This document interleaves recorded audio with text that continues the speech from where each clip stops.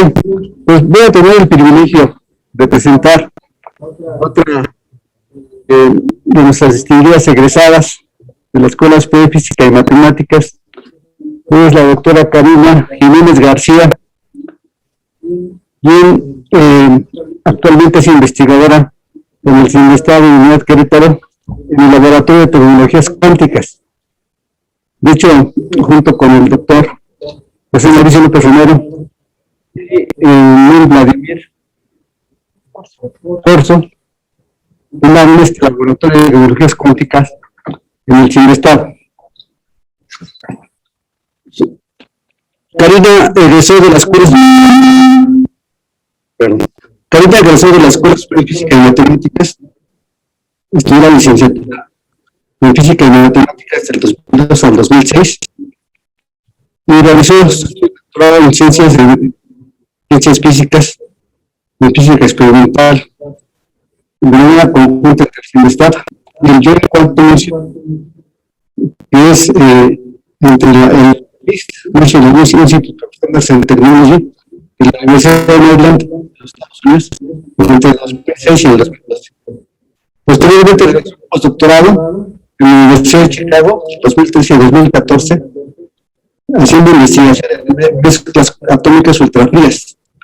Y posteriormente viajó a Europa, donde estuvo en el laboratorio de Brussels de 2015 a 2018, realizó un postdoctorado haciendo investigaciones en sistemas atómicos ultrafríos tipo menor, en este laboratorio está ubicado en Francia.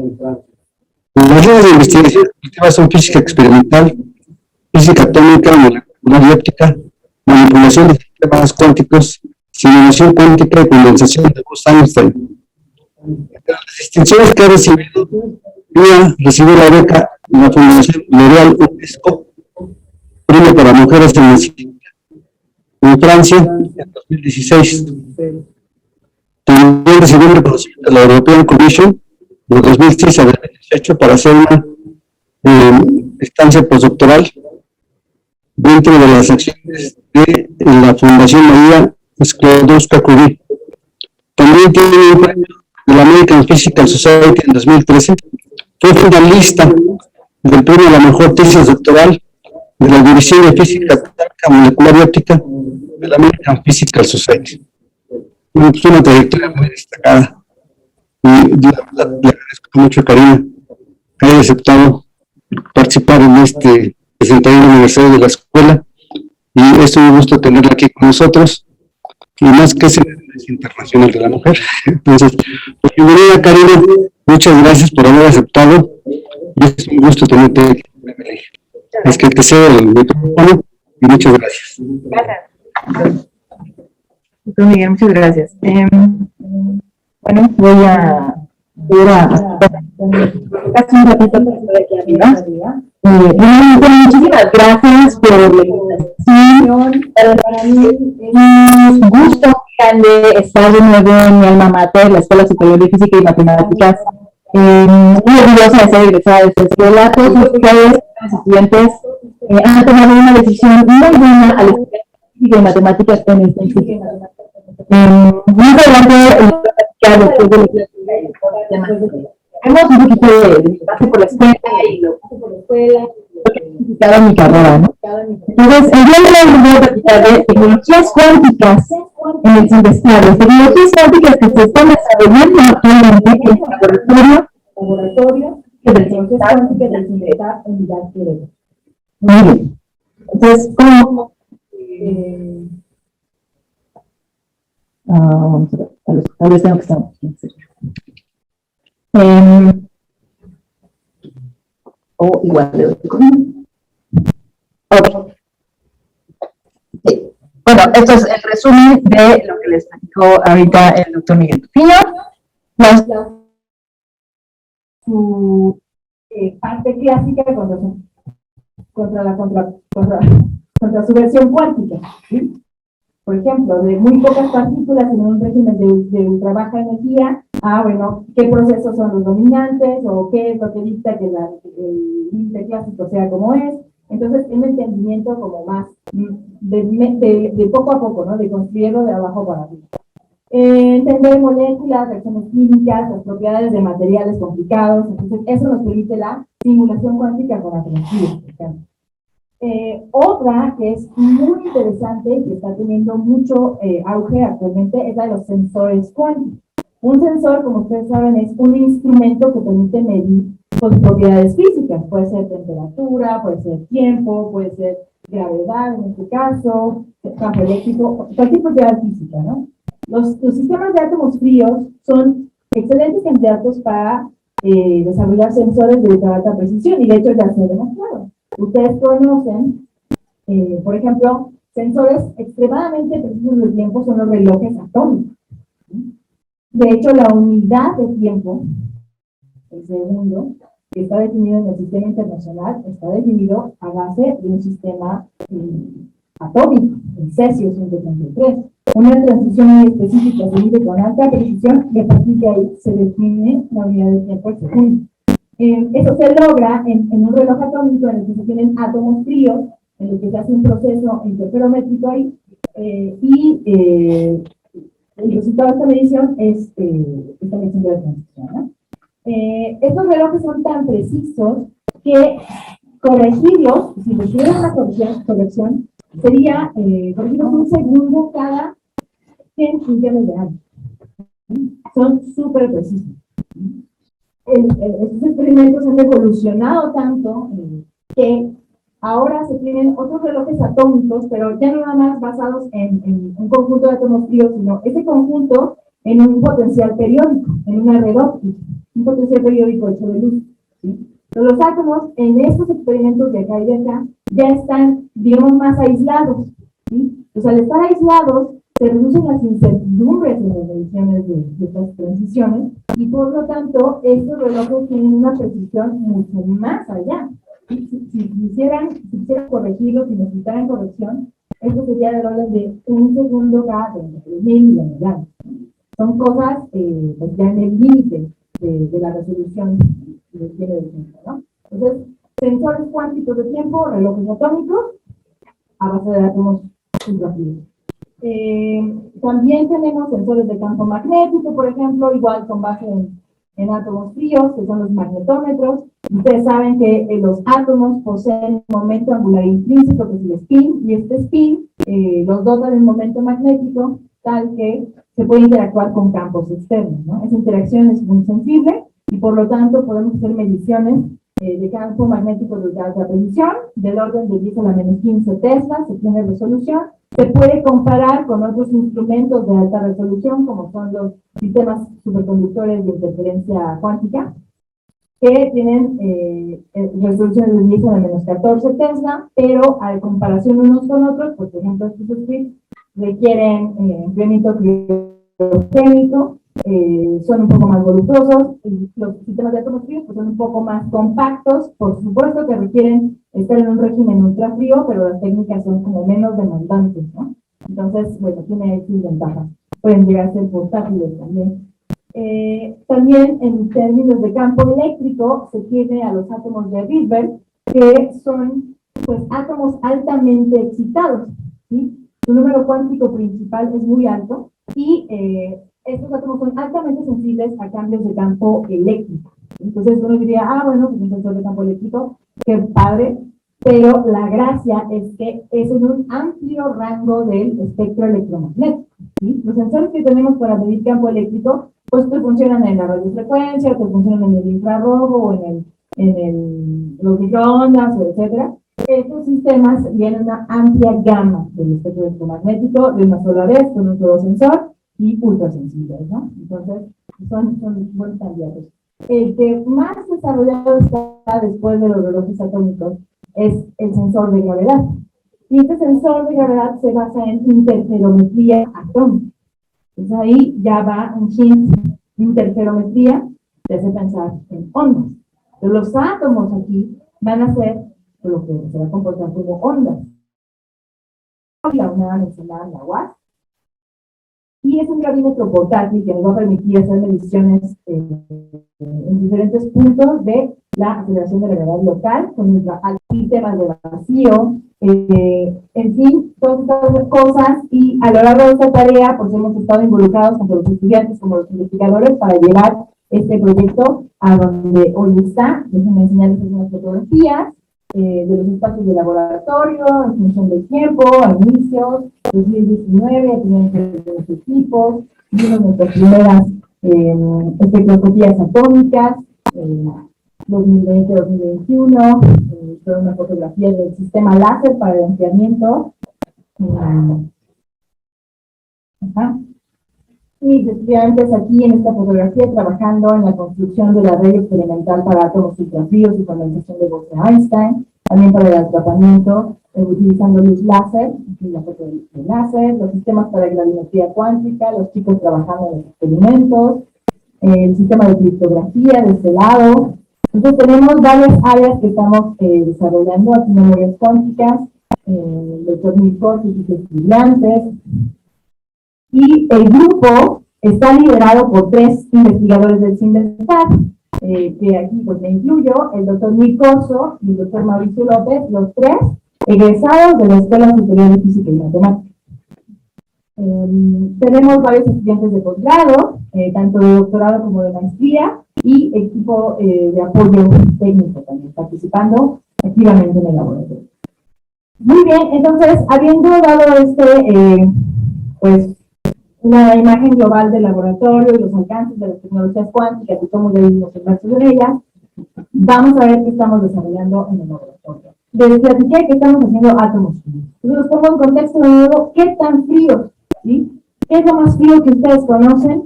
Pues seguramente en sus cursos de laboratorio han trabajado con un poquito de nitrógeno líquido. Ese nitrógeno líquido está líquido a 77 Kelvin. ¿Sí?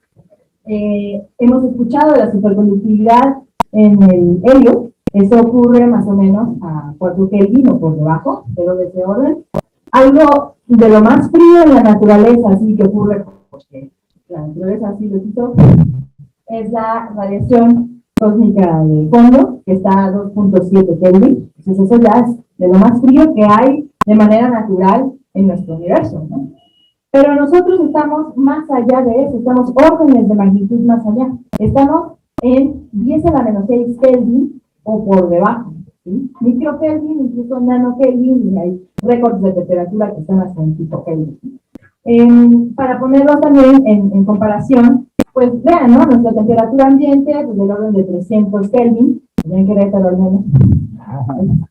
Y la superficie del Sol, pues a miles de Kelvin, ¿no? Entonces vean los órdenes de magnitud a los que estamos trabajando, ¿no? Entonces, muy cerca del cero absoluto. Aquí quiero hacer este anuncio que recientemente hemos dado a conocer, que por primera vez en la historia del CIMBESTAT, la institución a la que ahora pertenezco, por primera vez en la historia del CIMBESTAT hemos desarrollado experimentos o arreglos experimentales que han sido capaces de producir estos átomos fríos. ¿Sí? Esto lo logramos recientemente, apenas en noviembre de 2021, y estoy mostrándoles aquí fotografías de estos sistemas atómicos. ¿Estos qué son? Son simplemente nubecitas de átomos, son pequeños vapores de átomos que están a temperaturas muy bajitas y están confinados en un cierto potencial de atrapamiento. ¿Sí? Por eso es que están todas así en nuestra pequeña esferita, ¿no? ¿Por qué están brillando? Porque las estamos iluminando con luz láser de ciertas características, ¿sí? Entran en una cierta transición de resonancia con los átomos y por lo tanto los átomos absorben, pero a la vez decaen, emiten y vemos esa fluorescencia. Entonces estas son unas pequeñas nubecitas luminosas, si ustedes quieren, atrapadas en un sistema de ultra alto vacío, porque son unos pequeños sistemas delicados que tenemos que proteger del ambiente de la atmósfera normal, ¿no? Entonces vamos a ver, ¿pero qué son exactamente? Pues eso que les digo, ¿no? Una pequeña nubecita de ultra baja energía cinética, ¿sí? Por eso se les llama átomos fríos. En sus cursos de física estadística, de termodinámica, ustedes aprenden el teorema de la distribución de la energía. Y saben cómo la energía cinética está relacionada con temperatura. Entonces, aquí abusamos de ese lenguaje y decimos muy baja energía cinética, pues quiere decir sistema frío, baja temperatura. Entonces, por eso se le llama átomos fríos o átomos ultrafríos, dependiendo de qué región estamos, ¿no? Entonces, ultra baja energía cinética, las velocidades de los átomos individuales aquí son del orden de milímetros sobre segundo. Entonces, reflexionen un poquito en ese número. Las partículas que están al interior de este auditorio que estamos respirando, el aire que estamos respirando, que está a temperatura ambiente, más o menos 300 Kelvin, se está moviendo a altas velocidades, ¿sí? A miles de metros por segundo. Ustedes en el cálculo, entonces están súper de alta velocidad, ¿no? Estos datos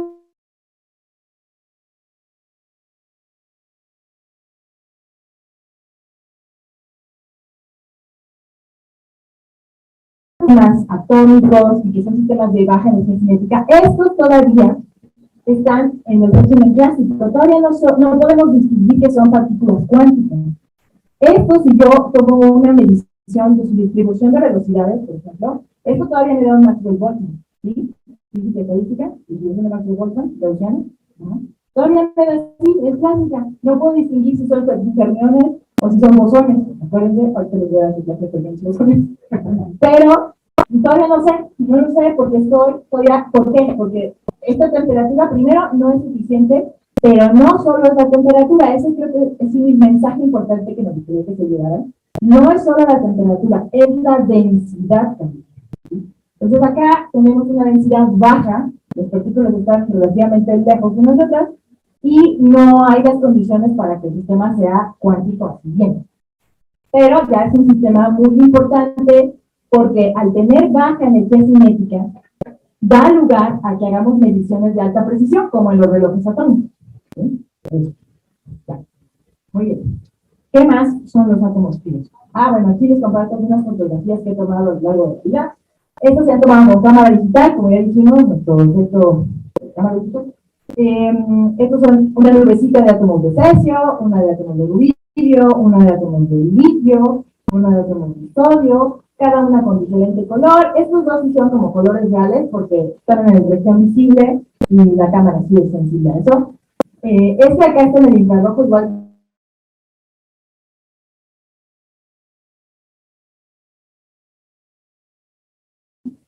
Pero bueno, ¿qué más hay aquí? Como les decía, están al interior de sistemas de trato vacío. En esta foto se aprecia más porque esta es una ventana, ¿verdad? Se nota que es una ventanita por la cual nos estamos asomando a ver esa nubecita por ahí, ¿no? Está adentro de un sistema de ultra alto vacío. Ultra alto vacío quiere decir 10 a la menos 9, 10 a la menos 10 torr de presión, ¿vale?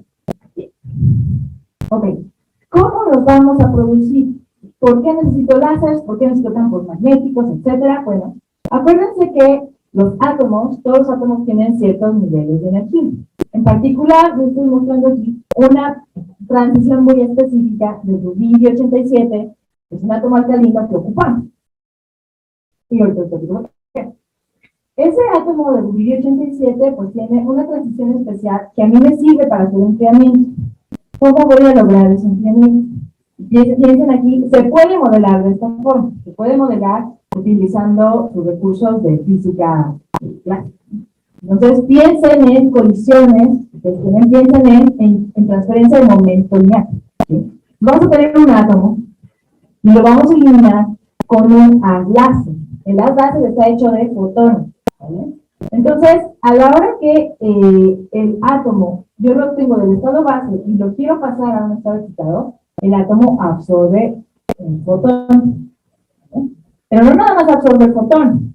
Por conservación del momento lineal, también se lleva pues un empujón de momento lineal.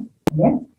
Entonces, la idea es que tú quieres transferir muy eficientemente un montón de empujoncitos que le va a dar el fotón al átomo al absorberlo, y bueno, el átomo va a tener que decaer, o que decae, luego lo empujas con otro, o que decae, empujas con otro, o que decae.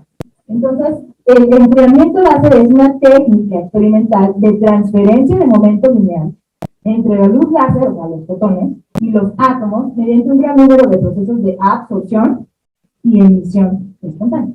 Entonces, otra vez, pero ahora con el sentido. Acuérdense, necesito la transición atómica, aquí está. Imagínense ya, me dice que simplifica el sistema como un átomo de 2 niveles, nada más, que es un 2. Entonces, quiero absorber un fotón de esta energía, y luego el átomo, estando aquí, pues va a decaer, ¿no? Entonces, imagínense que este es el átomo, este circulito negro, se mueve hacia la derecha. El átomo tiene un momento lineal. El momento lineal es mv, masa por velocidad, ¿vale? Y esto es en una dimensión. Entonces me muevo con mv hacia la derecha. Y yo le pongo un láser con la frecuencia adecuada y todo, iluminando hacia la izquierda, opuesto al movimiento del átomo. Entonces aquí voy a hacer una cierta comparación para darme cuenta de qué orden de magnitud tengo que hacer la interacción, ¿no? Entonces, imagínense que cada fotón tiene asociado un momento lineal, y ese momento lineal es la constante de Planck sobre la longitud de onda de la luz. Bueno, entonces si ustedes se ponen a calcular esa h sobre lambda, ¿sí? Y lambda, pónganle, por ejemplo, el rubidio que estábamos hablando, 780 nanómetros, ese número, pues ya, les voy a dar un 7. Y ustedes consideran otra vez el rubidio, masa de 87 unidades de masa atómica, velocidad, como dijimos, vamos a poner de los 600 de metros por segundo, pues vamos a tener otro cifra. Entonces ustedes hacen ese cálculo, comparan uno con otro y se dan cuenta claramente que el átomo tiene un momento lineal muchísimo más grande que el fotón. Entonces, si yo quiero con los fotones impartir momento lineal al átomo, pues voy a tener que enviarle un montón de fotones, ¿sí? Entonces, una cascada ahí interminable de fotones para poder transferir una cantidad de momento suficiente para cambiarle la velocidad a esto, ¿sí? Entonces, hay otros procesos que ocurren, por ejemplo, que no les he platicado, el átomo puede decaer de manera espontánea. Ese es un proceso súper importante en la vida real, decaimiento espontáneo, y como su nombre lo dice, es espontáneo, es de prender los campos magnéticos. Van a ver cómo se colectan los átomos. Acá, adentro de este sistema de vacío, hay una atmósfera de átomos de rubidio, ¿sí? Ahorita les platico cómo se hace eso. Pero dan de cuenta que hay átomos de rubidio moviéndose acá libremente, ¿sí? Y solo hay los campos láser, ¿no? La melas óptica nada más. Entonces vamos a prender los campos magnéticos. No sé cómo. Ahí está, ¿sí? ¿Por qué los vemos brillando? Porque están en resonancia con la luz láser, están absorbiendo, emitiendo, ahí está otra vez. Entonces se prende el campo magnético, se colecta en la trampa, se apaga el campo magnético y se va. Y se prende una tercera vez, se colectan los átomos, y si se apagara, pues ya se van, ¿no? Pero aquí quedó en pausa. Y están brillando porque están en interacción con esos láseres, bien sintonizados específicamente a transiciones muy cuidadosamente ahí con los átomos, ¿no? Pues así se ve en tiempo real. ¿Cómo se producen en el laboratorio? ¿Qué cosas necesitamos? Etcétera. Primerito, un sistema de vacío, ¿sí? Un sistema de vacío, esta es una fotografía del sistema de vacío que apenas cerramos hace unos pocos, de hecho el lunes. Este sistema de vacío, ¿qué es un sistema de vacío? Simplemente es un volumen cerrado que está evacuado, ¿sí? Le sacamos todo el aire, todas las partículas, etcétera, con diferentes técnicas, ¿no? Gradualmente hasta que llegas al ultra alto vacío, pero finalmente es eso, ¿no? Un volumen cerrado y vacío. Ok. Acá pues consta de componentes hechos de acero inoxidable, por ejemplo. ¿Por qué? Pues porque son componentes relativamente limpias que no van a estar contaminando con partículas al interior, etcétera. Acá tenemos unas celdas de vidrio también. Eso es por razones de tener acceso óptico, porque nuestros átomos los vamos a manipular con campos láser y con campos magnéticos, ¿no? Entonces los campos magnéticos, pues sí, ¿no? Permean diferentes materiales. Los campos láser, pues tienes que tener ventanas especiales para atravesar y poder manipular, ¿no? Entonces acá decidimos utilizar una celda de vidrio, hagas de cuenta que es un prisma rectangular, en el que podemos tener gran acceso óptico, a eso se requiere, ¿no? Que le puedes iluminar de diferentes ejes. Tiene acá estos cablecitos que ven aquí y acá, estos son los filamentos que nos permiten pasar corriente a un pequeño material que se llama un getter, ahorita les digo cómo funciona, que nos permite evaporar rubidio al interior del sistema de vacío. Y ese es donde vamos a sacar nuestra atmósfera de vacío, de rubidio que les decía. ¿De dónde van a salir los átomos? De ahí, de esos que se llaman getters, ahorita les digo.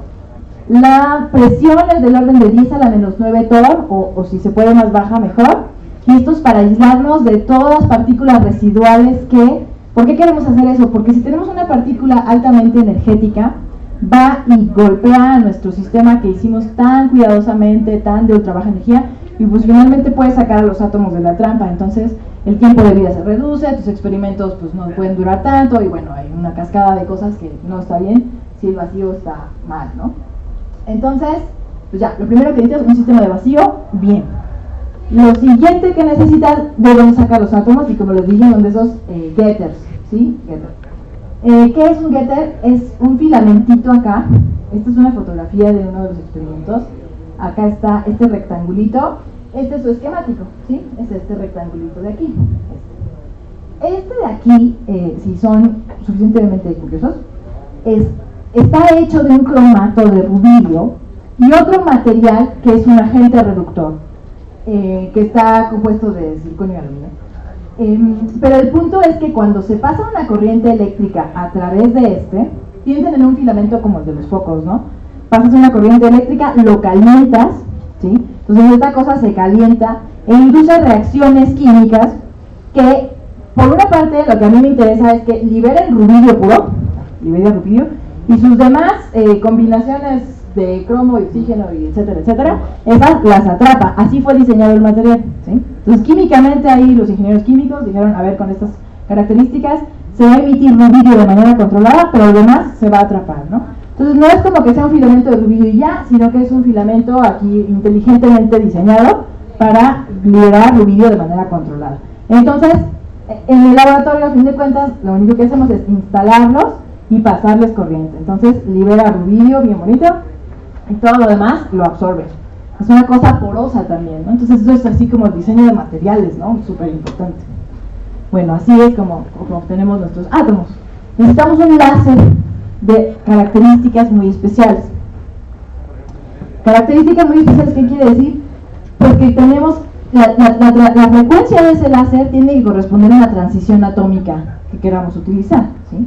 Entonces tiene que ser de la frecuencia adecuada, no cualquiera. Por ejemplo, este es verde, este no me va a dar, yo necesito 780 nanómetros, ¿no? Bueno, entonces me compro un láser de 780 nanómetros. Para saber en qué frecuencia estoy, le hago una espectroscopía. Ustedes saben, una espectroscopía es un estudio en función de la energía, ¿verdad? De cómo estamos interactuando con un material, en este caso ¿con quién? Con un vapor de átomos de rubidio que se ve en esta fotografía, en esta pequeña celdita que está aquí, si alcanzan a distinguir, hay un frasquito aquí que al interior tiene rubidio, ¿sí? Entonces hacemos pasar el láser a través de esto y medimos en un fotodetector y podemos obtener en una configuración apropiada, pues ciertos picos que corresponden, algunos de ellos, a transiciones atómicas. Entonces ya estudias cuidadosamente y dices, ok, esta es la transición de enfriamiento, esta es la transición, una transición auxiliar, etcétera. Entonces yo digo, ok, hagan la cuenta, esto de acá no le puse ejes, muy mal. El eje horizontal es la frecuencia, ¿sí? O la energía, y el eje vertical simplemente tiene que ver con la intensidad del láser. Eso nos da una idea de en qué frecuencia estamos manejando al láser. Acá lo estamos escaneando y por lo tanto estamos viendo todo este espectro. Pero cuando ya vamos a trabajar con el láser, dice, ¿sabes qué? Vas a trabajar aquí, en este pico específico. Entonces yo le doy al láser los valores específicos de corriente, voltaje o lo que le tenga que mover y le digo, emite ahí y nada más ahí, ¿sale? Entonces está bien sintonizado mi láser, ¿sí? Entonces ahí está el láser sintonizado. Tengo que tener campos magnéticos también. ¿Cómo construir un campo magnético? Pues hago unas bobinas, ¿sí? Que fluye cierta corriente en movimiento me da campo magnético y ya, ¿no? Las diseño del tamaño adecuado para la corriente adecuada, el número de vueltas adecuado, y ahí su electromagnetismo es clave, ¿sale? Entonces ahí está. ¿Cómo se ve el experimento? Pues se ve una cosa más o menos así, porque acá tengo, acuérdense de la velaza óptica, ¿verdad? Era ese arreglo tridimensional de láseres. bueno, pues yo lo tengo que montar en el experimento, entonces construimos esta cosa, este caparazón, o le llamamos exoesqueleto, ¿sí? En el que vamos a montar la óptica para hacer esta melaza, y luego para montar las bobinas también. Entonces ahí, bueno, le puse estos circulitos naranjas para que se notara dónde están las bobinas. El sistema de vacío, pues ahí está. Aquí vemos la celda que tiene los dispensadores con estos getters, ¿se acuerdan? Que emiten ruido a demanda. Y ya, ¿no? Demás componentes mecánicas para que eso se sostenga bien, ¿no? Eso es un diseño que hizo uno de mis alumnos de la maestría, y esto ya es la realidad, ¿no? Es el sistema de vacío que cerramos, les digo, el lunes pasado, y que ya está siendo bombeado. Estamos muy cerca de la temperatura ideal para poder, perdónenme, la presión ideal para poder lograr una trampa magneto-óptica en esta región de aquí, y posteriormente un condensado de Bose-Einstein. Ok, ¿qué es de lo que voy a hablar justo ahora? Les decía yo que en las trampas magneto-ópticas, primero, su temperatura a la que pueden llegar está limitada, ¿sí? Y típicamente está limitada al orden de microkelvin. Más abajo de microkelvin es difícil llegar, posiblemente, más bien es imposible, en una trampa magneto-óptica, ¿sí? Entonces les decía que en esas trampas magneto-ópticas yo no puedo distinguir la naturaleza cuántica de las partículas. No sé, o sea, ahí son Maxwell-Boltzmann todavía, sus distribuciones de energías, ¿no? Bueno, pero nosotros sabemos que en el contexto de la mecánica cuántica, sí, hay dos tipos de partículas, ¿verdad? Los bosones y los fermiones, que se distinguen por su momento angular intrínseco spin, porque los bosones tienen momento angular con valores enteros de la constante de Planck, porque la constante de Planck tiene unidades de momento angular, y así sería el spin. Y está, ¿no? Valores enteros de esa constante de Planck, y los fermiones tienen valores semienteros de la constante de Planck, ¿no? Entonces, los fermiones aparte siguen el principio de exclusión de Pauli, ¿sí? Y cada uno sigue diferentes estadísticas cuánticas, los bosones la de Bose-Einstein y los fermiones las de Fermi-Dirac. ¿Y eso qué es? Ustedes que han llevado física estadística o mecánica cuántica también, saben que el número de ocupación es cuántas partículas puedo meter por nivel de energía en un cierto sistema dado. ¿Cuántas partículas? Al final de cuentas se trata de conteos, ¿no? ¿Cuántas partículas puede haber por estado cuántico? Entonces, en el caso de los fermiones, a muy bajas energías, bueno, tanto bosones como fermiones, a bajas energías, en el caso de los fermiones, el número de ocupación se satura, y eso es una manifestación del principio de exclusión de Pauli. No puedo tener más de un fermión por estado cuántico, ¿verdad? No puedo tener más de un fermión con los mismos números cuánticos en el mismo momento de espacio, ¿no? Eso. Los fermiones se saturan y ya, no más que uno por estado. Pero los bosones no tienen límite en su número de ocupación. Puedo seguir poniendo bosones y bosones en el mismo estado, y por lo tanto se dice que los bosones se pueden condensar, ¿sí? Todos se pueden acumular en el mismo estado cuántico, ¿sí? Entonces los bosones pueden presentar esta condensación de Bose-Einstein, ¿sí? ¿Cómo se vería eso esquemáticamente? Piensen en un potencial tipo oscilador armónico, mecánica cuántica. Los niveles están separados en distancias iguales. Lo van a ver, si no lo han visto lo van a ver. Entonces son equidistantes aquí en el eje de energía, ¿sí? Y también acá, ¿no? Pero entonces los bosones que se condensen, ¿qué quiere decir? Que todos vayan y convivan en el estado base. Y en el caso de los fermiones, pues no, ¿verdad? Se van a saturar, entonces solo tengo un fermión aquí, el siguiente lo tengo que poner acá, el siguiente acá y el siguiente. Estos son sistemas de ultra baja energía, ¿no? Lo que se le llama la degeneración cuántica, ¿vale? Entonces en los bosones la degeneración cuántica es la condensación de Bose-Einstein, y los fermiones pues simplemente se le llama pues un sistema degenerado de Fermi y ya, ¿no? Entonces lo que nosotros queremos lograr es de este lado, y para poder lograrlo necesitamos llegar a las condiciones adecuadas de temperatura y densidad. Acuérdense, no solo es enfriar por enfriar y ya, no, es temperaturas bajas y altas densidades. ¿Por qué? ¿De dónde surge todo esto? Pues primero, la naturaleza cuántica de las partículas se va a manifestar cuando la distancia entre partículas, hagan de cuenta que estos son nuestros atomitos que están cerca, la distancia entre partículas sea comparable con la longitud de onda térmica de Broglie. ¿Por qué hablo de esta longitud de onda térmica? Porque es la longitud de onda que se asocia a las partículas en este régimen de dualidad partícula-onda, ¿sí? Entonces, si yo digo, ok, las partículas se comportan como ondas, ok, pero ¿qué longitud de onda les asocio? Pues esta precisamente, de Broglie, sabía muy bien. Y esa longitud de onda depende de la masa de la partícula y de su temperatura, o de un conjunto de partículas, ¿no? Bueno, no solo de una partícula. Entonces, podemos ver que a altas temperaturas, un conjunto de partículas va a tener una longitud de onda de Broglie muy chiquita. ¿Qué quiere decir eso? A altas temperaturas, como ahorita en temperatura ambiente, pues por más que interpretes a las partículas como ondas, pues van a ser ondas súper cortitas, entonces finalmente es partícula, ¿no? Pero cuando ya estás a bajas temperaturas, ¿qué pasa? Vas a tener longitudes de onda que empiezan a crecer y crecer, y que entonces cuando llegan a ser del tamaño de la separación entre los átomos, o incluso más allá, pues unas ondas empiezan a superponer con otras, y entonces va a haber un momento en el que todas estas partículas combinan como una misma sola onda, si son bosones, por ejemplo, ¿sí? Tengan la misma función de onda, ¿sí? Estén en el mismo estado. Ahí es donde se da la condensación de Bose-Einstein. Ahí es cuando nos damos cuenta si las partículas son bosones o fermiones.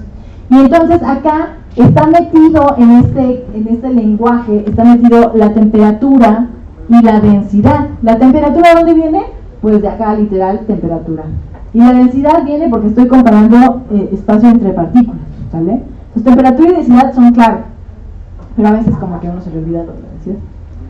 Bueno, el punto es que se pueden calcular, teóricamente, no es muy difícil calcular las condiciones, temperatura crítica para que ocurra este proceso, y yo aquí puse la de gases atrapados, ¿no? ¿Por qué? Porque como experimental, pues me interesa típicamente lo que ya es como más real y tangible, los gases atrapados.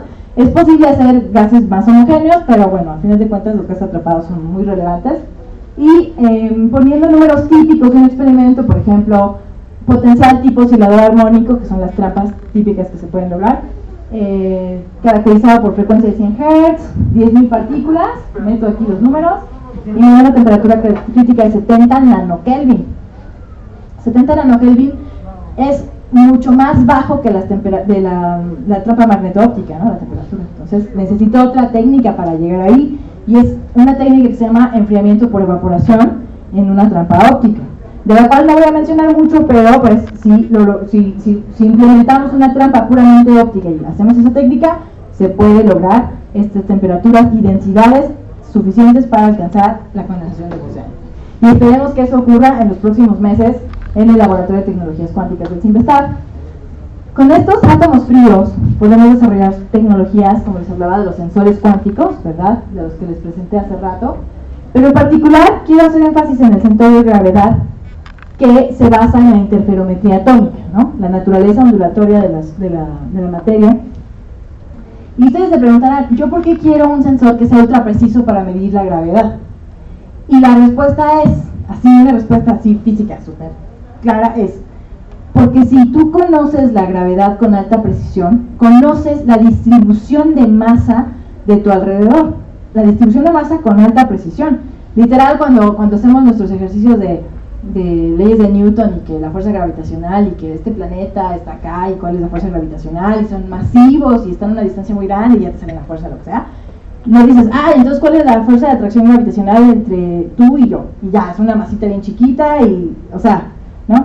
Bueno, pero con un sistema de estos, tienes una alta resolución que puedes decir cómo está distribuida la masa en este auditorio, incluyendo qué personas están sentadas en dónde, por ejemplo, ¿sí? O cómo está fluyendo el tráfico, o si hay algo en el subsuelo, si hay, bueno, para eso puse esto acá, ¿no? Entonces, entre más dígitos conozcamos de la aceleración de la gravedad, más información tenemos de cómo está distribuida la masa en el planeta, ¿sí? Si nos quedáramos con que el planeta fuera una esfera homogénea y todo, pues ya, ¿no? 9.8 y se acabó. Pero no, tenemos que estamos en rotación, tenemos que hay montañas, y hay valles, y hay océanos, y en esos océanos también hay sí unas grietas, no es homogéneo, ¿no? Y aparte tenemos volcanes, y está el flujo del magma adentro, hay dinámica ahí abajo.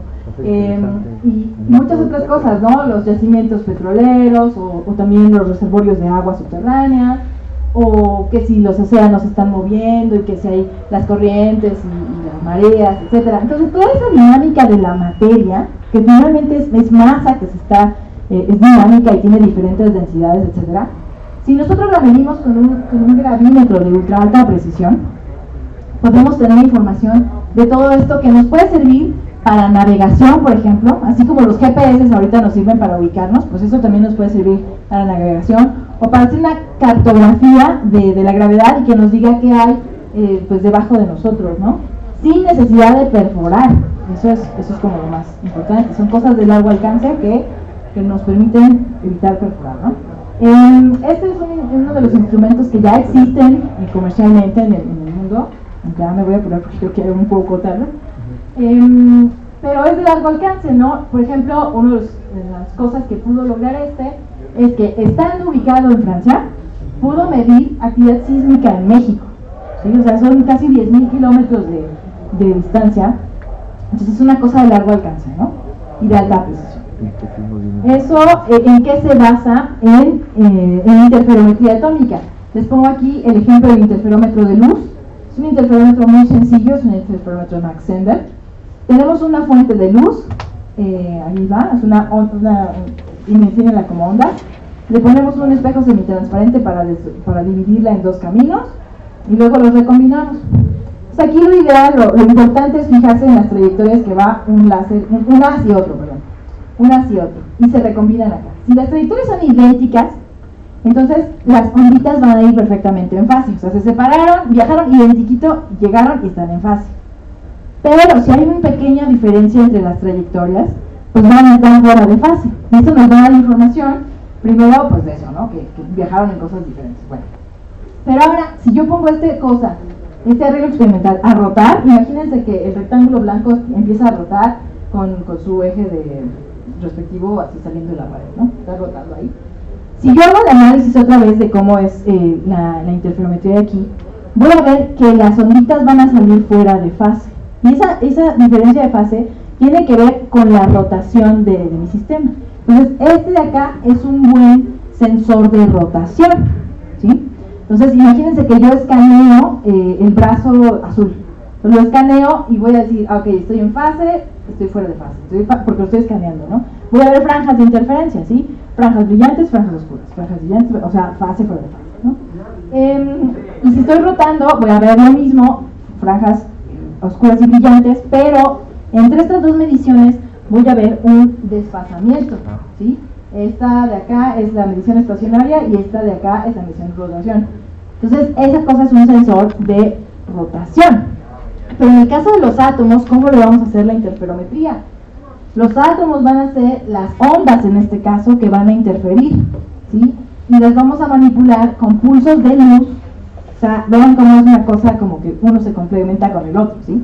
Ahora las ondas van a ser los átomos y los pulsos de luz van a ser los que hagan el papel de divisores de haz o recombinadores, ¿vale? Entonces, no me voy a meter en muchos detalles, pero vamos a replicar ese arreglo interferométrico y acá vamos a medir fases relativas de esas ondas. Y la medición, esto creo que es lo más importante, la diferencia de fase tiene que ver con la aceleración de la gravedad y el tiempo entre pulsos. Entonces, si yo tengo un gran tiempo entre pulsos, puedo tener una buena resolución en la fase y en la aceleración de la gravedad. De ahí surge esta utilidad de los gravímetros cuánticos para medir con mucha precisión, ¿sí?, la aceleración de la gravedad local. Entonces, esta es la idea de ese mapeo de la gravedad en diferentes puntos del planeta, ¿no? Y poder identificar diferentes materiales en el interior sin necesidad de perforar. Es un proyecto en el que estamos colaborando, pero también desarrollando por nuestra cuenta. Y como conclusiones, pues quiero mencionar que estamos viviendo en esta segunda revolución cuántica, el desarrollo de estas tecnologías de gran alcance. Estamos tratando de contribuir desde el CIMBESTAB Querétaro en el desarrollo de las mismas. Y bueno, les di algunos de los avances que hemos estado haciendo aquí en el CIMBESTAB. Y esperamos mostrar la condensación de Bose-Einstein próximamente.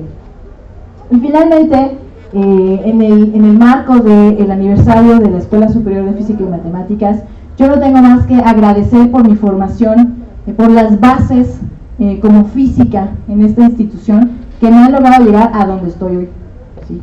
Entonces aquí, unas fotografías de mi paso por aquí. Aquí logré primero obtener conocimientos muy valiosos. Aquí es donde yo aprendí mecánica cuántica, ¿sí? Aprendí física, pero finalmente mecánica cuántica, que es lo que me ha fascinado en la vida, electromagnetismo, todas estas cursos que tomamos todos, ¿no? Pero que son lo que soy hoy, ¿sí? Y conocí a mis mejores amigos, todos ellos, por ejemplo el doctor Neil, ahorita trabajando también conmigo en el Simvestar Querétaro, pero aquí también Miguel Martínez Dorantes, también es un físico cuántico experimental, los tres salimos físicos cuánticos experimentales de la SPEM. Él está trabajando en Alemania y bueno, pues ya, ¿no? Gracias SPEM, soy lo que soy yo. Gracias.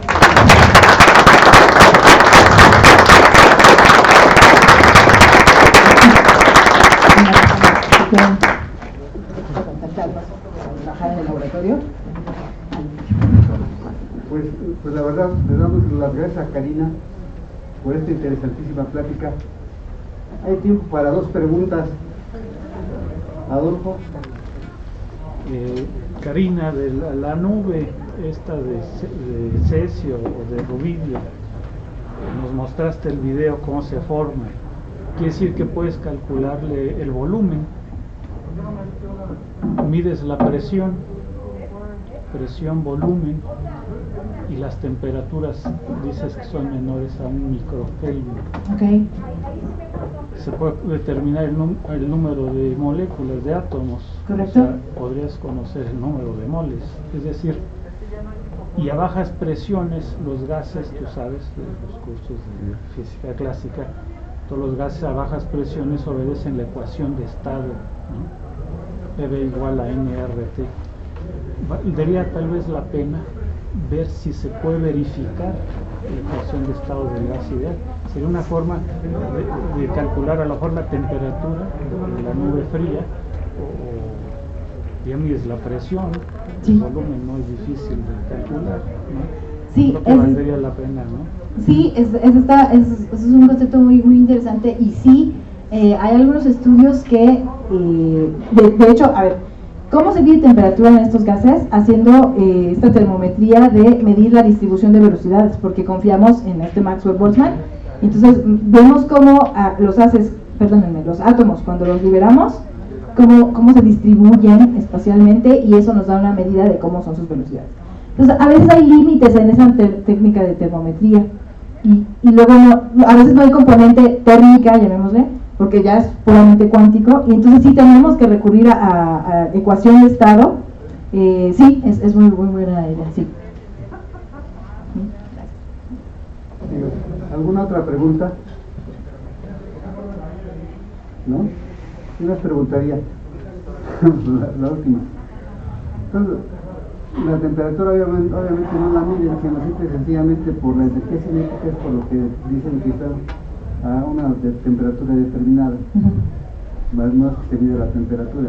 Pues de hecho se le llama, a estas técnicas sí se le llama termometría, y lo que pasa es que medimos la distribución de velocidades del gas, y ahí hacemos una conexión entre energía cinética y temperatura. Entonces digamos que esa sería la manera en que determinamos temperatura. Muchas gracias, Karina.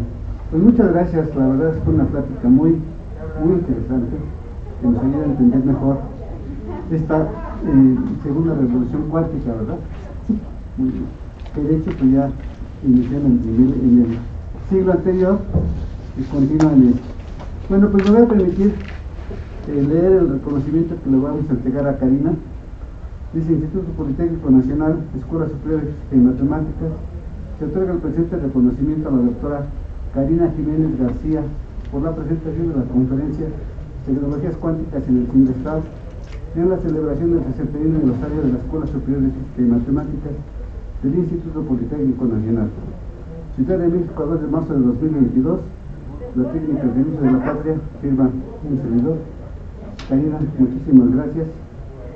Gracias. Muchas felicidades. Muchas gracias. Es un orgullo para la escuela. Gracias.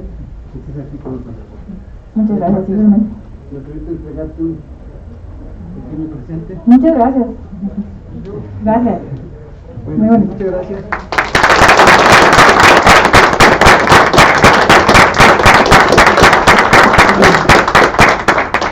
que es una brillante conclusión a este festejo del 61 aniversario de la Escuela Superior de Física y Matemáticas, al menos en la parte académica, pero falta lo más sabroso, el pastel. Entonces, siendo las 14 horas con 25 minutos de este 12 de marzo de 2022, damos por clausurados los trabajos de este evento con el cual conmemoramos el 61 aniversario de la Escuela Superior de Física y Matemáticas del Instituto Politécnico Nacional. Muy felices, muy contentos de festejarlo con estos egresados muy distinguidos. Así es que, pues yo creo que les pido que se pongan de pie, por favor. Damos nuestro grito de júbilo con ganas para llegar al pastel. A la de 3. 1, 2, 3.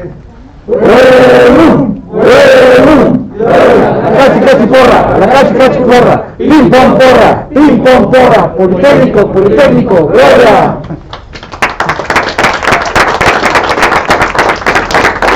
¿Le doy la hora? ¿Usted tiene clase?